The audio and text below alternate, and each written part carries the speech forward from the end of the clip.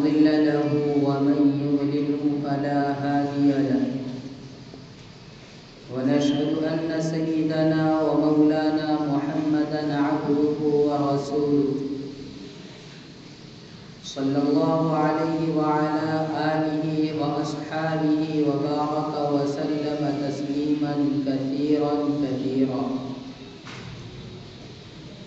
أما بعد فقد قال الله تبارك وتعالى في كلامه المجيد والفرقان الحميد: أعوذ بالله من الشيطان الرجيم. بسم الله الرحمن الرحيم.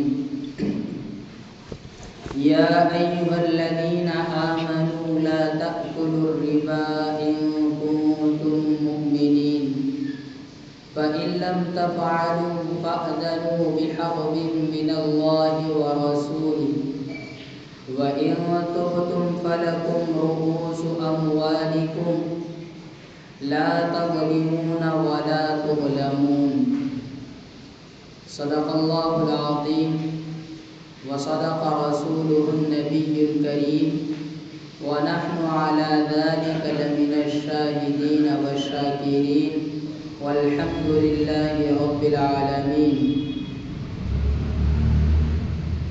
یا الہی، آج تو صدیق سا ایمان پیدا کر. یا الہی، آج تو صدیق سا ایمان پیدا کر. عمر فاروق سا کوئی جری انسان پیدا کر. عمر فاروق سا کوئی جری انسان پیدا کر. جہاں سے گم حیا ہو وہاں عثمان پیدا کر. جہاں سے گم حیا ہو وہاں عثمان پیدا کر. علی مرتضی شیر خدا کی آن پیدا کر. معزز و مکرم نوجوانان کرام اور میرے بزرگان دین اور عزیز دوستوں اور بھائیوں، اللہ رب العزت نے یہ جو زندگی ہمیں عطا فرمائی ہے اور ہمیں اس زندگی میں جس نبی کا نام لیوا بنایا ہے اور اس زندگی میں جس نبی کا امتی بنایا ہے اور اس زندگی میں جس شریعت کا پیروکار بنایا ہے، ہمیں ان تمام قوانین اور اصول کو جان کر اس پر عمل پیرا ہونا ضروری ہے.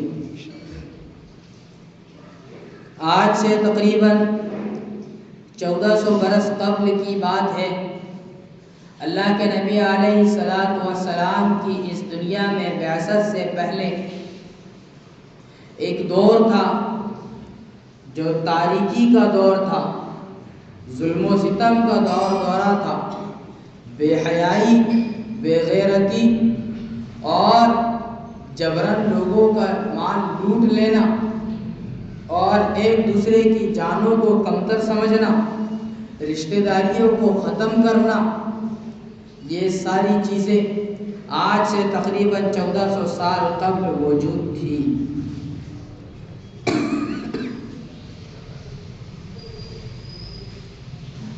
اللہ رب العزت یہ ساری چیزیں دیکھ رہے تھے، جان رہے تھے، لیکن حضرت عیسیٰ علیہ السلام کی اس دنیا سے اٹھائے جانے کے بعد سے لے کر آپ علیہ السلام کے اس دنیا سے آنے کے درمیان کا جو ایک وقفہ تھا، تقریباً 500 سال کے قبل 500 سال کا عرصہ تھا. تو اس عرصے کے اندر لوگ دین سے بہت زیادہ دور ہو چکے.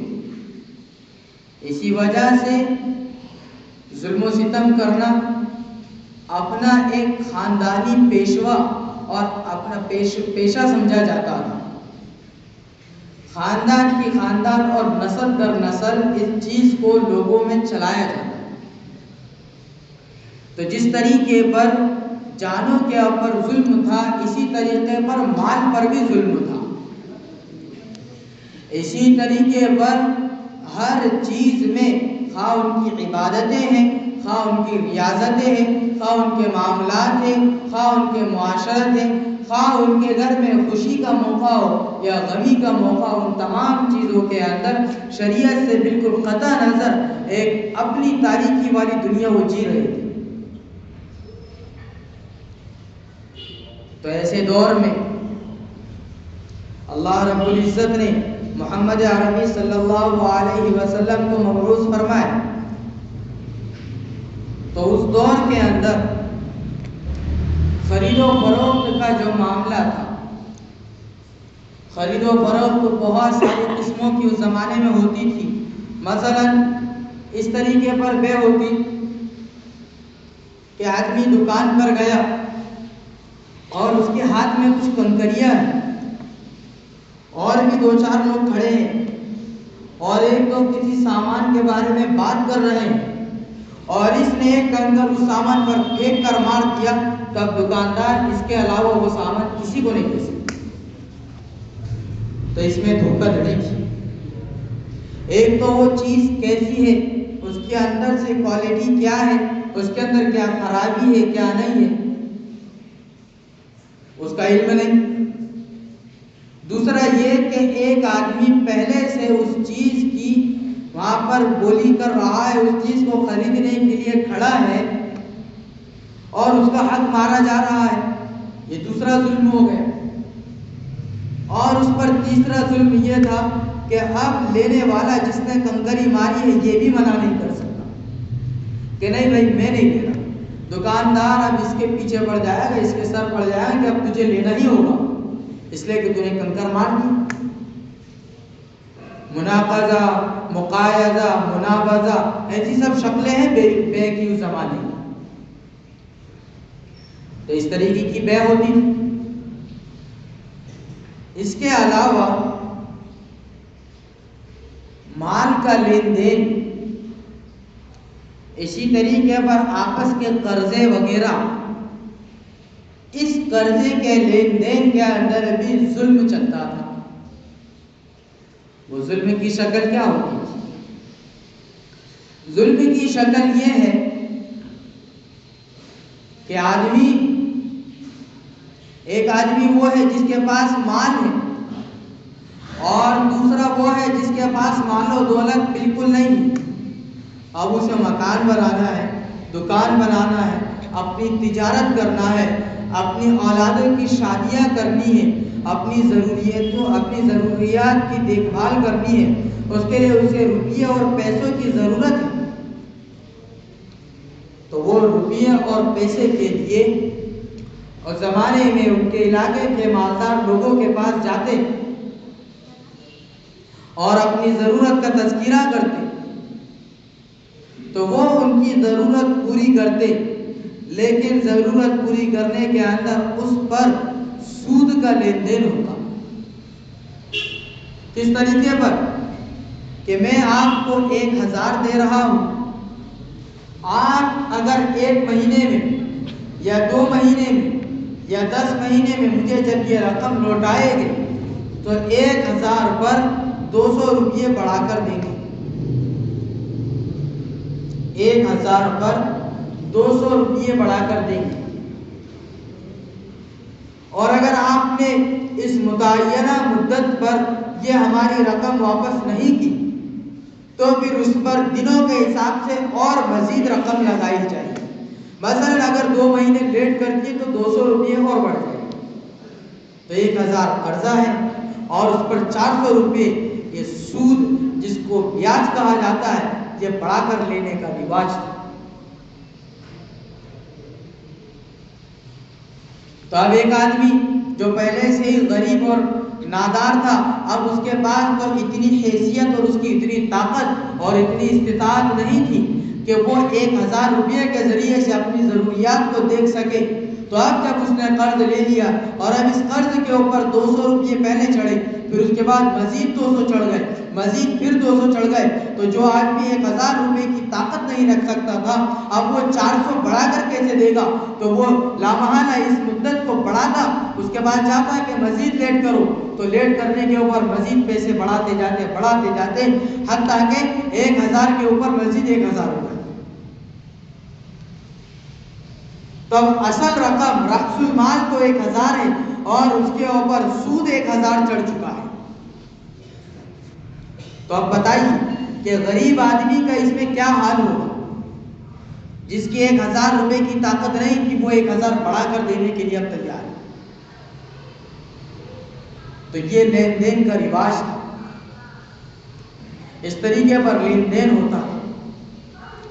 تو اللہ رب العزت نے اپنے نبی محمد عربی صلی اللہ علیہ وسلم کو حکم فرمایا، آپ کے اوپر قرآن کریم کی آیتیں نازل فرمائی اور حکم دے دیا کہ کہہ دو کہ یہ سود حرام ہے، اس طریقے کا لین دین حرام ہے۔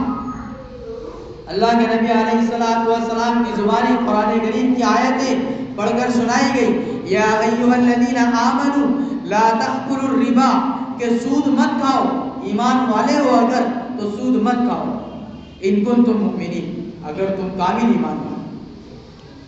اور اگر تمہارے پاس ایمان نہیں ہے، تمہارے دلوں میں خوف خدا نہیں ہے، تمہارے دلوں میں محمد عربی صلی اللہ علیہ وسلم کی عقیدت و محبت نہیں ہے، تو پھر سود کا کھانا تمہیں ایمان سے باہر کر دے، تمہیں دین سے باہر کر دے۔ یہ سود یہی بیاج ہے، یہی انٹرسٹ ہے، یہی سود ہے۔ اس زمانے کی مروجہ شکلیں اس زمانے میں چلتی تھی، اس زمانے میں بینکوں کا رواج نہیں تھا، جن کے پاس مال ہوتا لوگ ان کے پاس جاتے اور جس طریقے پر لکھا پڑھی ہوتی 2 گواہ ہوتے اور اس کے گواہوں کی موجودگی میں اس زمانے میں بھی سودی طور پر قرض دیا جاتا تھا۔ اور آج ہمارے زمانے میں یہ معاملہ اس زمانے سے زیادہ سنگین ہو چکا ہے اور اس سے زیادہ چل رہا ہے۔ اس زمانے میں سود کے واقعات اتنے زیادہ نہیں ہیں جتنے زیادہ سود کے واقعات ہمارے اس زمانے میں، اور یہ بات ہم کھلے طور پر کہہ سکتے ہیں، اس لیے کہ اللہ رب العزت نے فرما دیا ہے فَإِن لَّمْ تَفْعَلُوا، کہ اگر یہ لوگ سود کو نہیں چھوڑتے، اگر یہ لوگ سودی قرضوں کو نہیں چھوڑتے، سودی کاروبار کو نہیں چھوڑتے، فَأْذَنُوا، تو اعلان کر دو بِحَرْبٍ مِّنَ اللَّهِ وَرَسُولِهِ، کہ کل قیامت میں اللہ اور اس کے رسول کے ساتھ جنگ کریں گے۔ تو کس کی طاقت ہے جو اللہ رب العزت کے سامنے کھڑے ہو کر لڑے؟ کس کی طاقت؟ ہمارے زمانے کے اندر لوگ اپنے کاروبار کو اچھا کرنے کے لیے، اپنی تجارت کو بڑھانے کے لیے بینک سے قرض لیتے ہیں، لون لیتے ہیں، 6%، 10%، 15%، 20%، 50% تک کے 50% تک کے انٹرسٹ اس پر ہوتا ہے، لون لیتے ہیں اور یوں کہتے ہیں کہ اپن تو صرف 6% بھر رہے، ہم تو صرف 10% دے رہے، ہم نے تو اپنے کھیت کے کاغذات پر لیا، اس پہ تو صرف 5% ہے۔ ارے اللہ کے بندو، 0% بھی اگر تم نے کسی کو قرضہ دیا اور ان پر 1% بھی اگر تم نے سود کا لین دین کر لیا تو یہ حرام ہے۔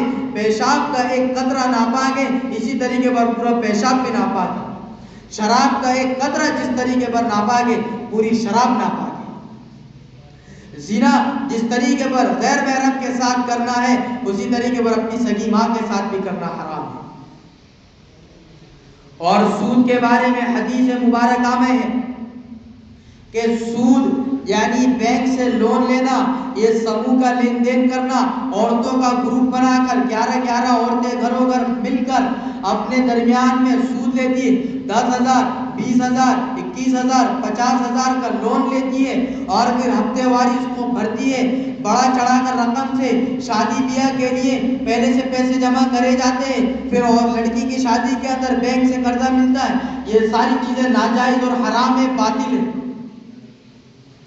یہ ساری چیزوں پر جو لوگ چل رہے ہیں، قرآن اور حدیث کا صاف طور پر اعلان ہے کہ وہ سارے کے سارے جہنمی ہیں. اگر انہوں نے توبہ نہیں کی تو وہ سارے جہنمی ہیں. سود کا ایک لقمہ، سود سے اپنی زندگی کا ایک لمحہ پروان چڑھا لینا کتنا بڑا گناہ ہے. اپنی ماں سے زنا کرنا، اور اپنی ماں سے زنا کرنا، غیر محرم سے زنا کرنا 70 مرتبہ، ایک مرتبہ اپنی ماں سے زنا کرنے کے برابر ہے. اور جس نے سود کی رقم کھائی، گویا اس نے ایک مرتبہ جس نے سود کی رقم کھائی، اس نے 70 مرتبہ اپنی ماں کے ساتھ منہ کالا کیا. اپنی ماں کے ساتھ بدسلوکی کا رویہ اختیار کیا ہے. جو کام وہ اپنی عورت کے ساتھ کرتا ہے وہ اپنی ماں کے ساتھ کیا ہے. اب اس سے زیادہ اور کھلے الفاظوں میں کیا آپ حضرات کے سامنے بیان کریں؟